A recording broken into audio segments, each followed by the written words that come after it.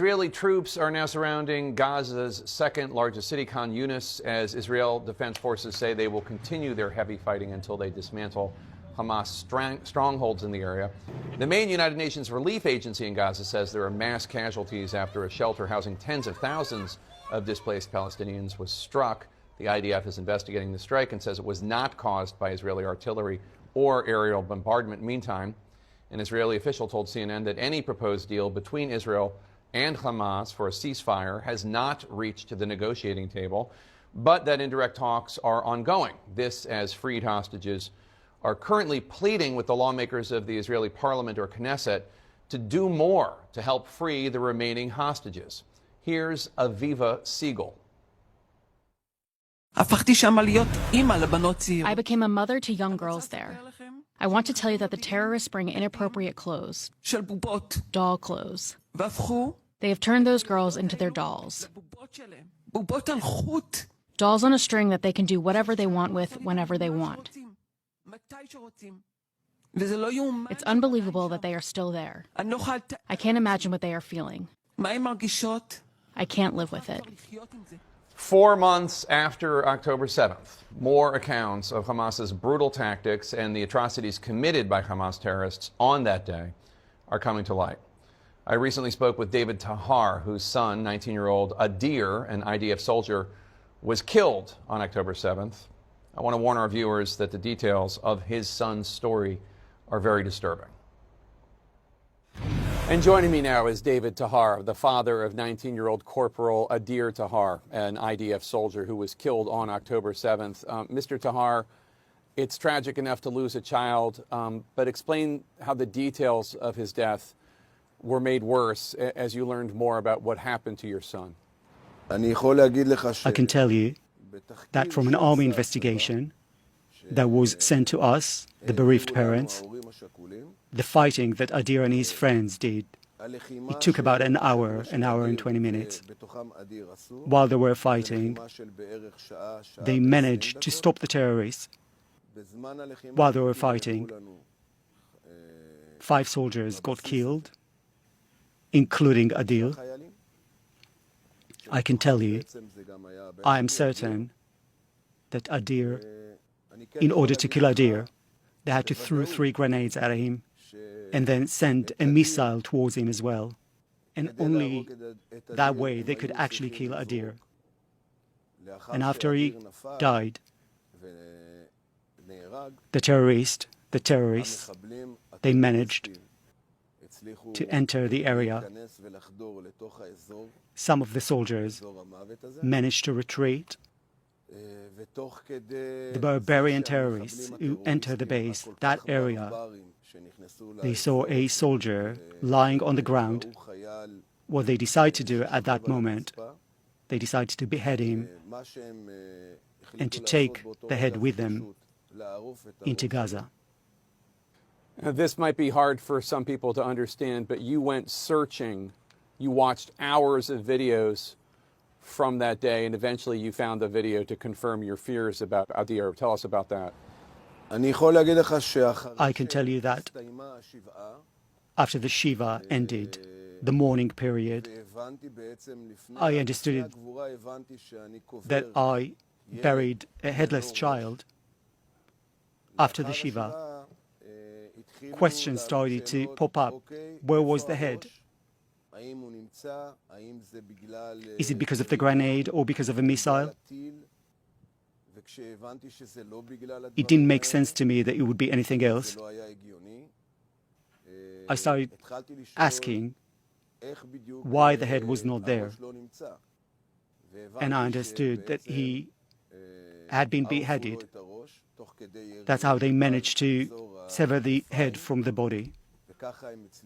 I started looking at Telegram.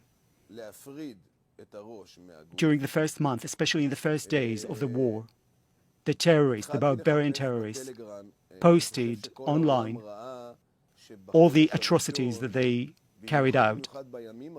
I just logged on to Telegram and watched every video I could find so I could maybe see my son in one of those videos.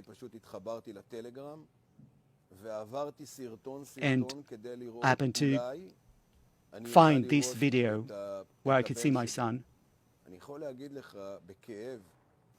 I can clearly say that the soldier without a head that you can see in that video is my son. And then you heard more from the army. Tell us about that. I can tell you that for 2 months, I turned to everyone I could in order to understand where the head was, to understand who picked the body, who handled it. And I understood that it was a certain unit in the Shura camp. I called them to ask, is it possible that by mistake the head is with them? They said no.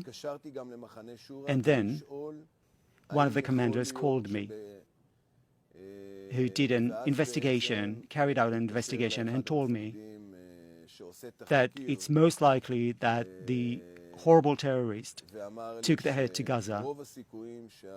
And that's how I understood that the head is not there. 2 or 3 weeks after that, I found from another commander that the Shin Bet interrogated prisoners, terrorists that were kidnapped in Gaza, arrested in Gaza. And while they were interrogating them, they understood that one of the terrorists said that he tried to sell the head, a soldier's head that he has. That happened while he was interrogated. It was found out that they put the head in a black bag. They went to Palestine Square in central Gaza. They put it in an ice cream fridge inside a shop. That's where they hid it, in order to demand what they were promised, $10,000, when they bring a proof that they murdered a citizen or a soldier. And you got it back? Yes. An elite unit, an elite IDF unit brought it back. They took the terrorist. They were afraid that the bag was wired. They took him into the shop and they brought the bag. And inside the bag, there were Adir's head, his remains, the remains of the head. And when they checked the teeth and when they tested the DNA, it was proven that it was actually Adir. And I got all these remains with a bag. I got that from the IDF Rabbinite. We opened Adir's coffin and we buried him again. I'm so sorry, David. I'm so sorry that this happened to you. What a horrible, horrible, horrible experience.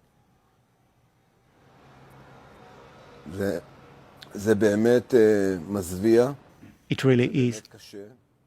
It's very difficult. But it's important that the world understands what we're facing. It's important that people understand that what happened on the 7th of October, it can't happen again. Not to Israel, the Israeli people, and not to anyone else. David, Tahar, may Adir's memory be a blessing. I'm so sorry that you and your family have gone through that. Thank you for sharing your story. Thank you very much, Mr. Tefer. Thank you very much. A spokesman for the Israel Defense Forces confirmed all of the details in David's story, except for the $10,000 bounty, which they could not confirm.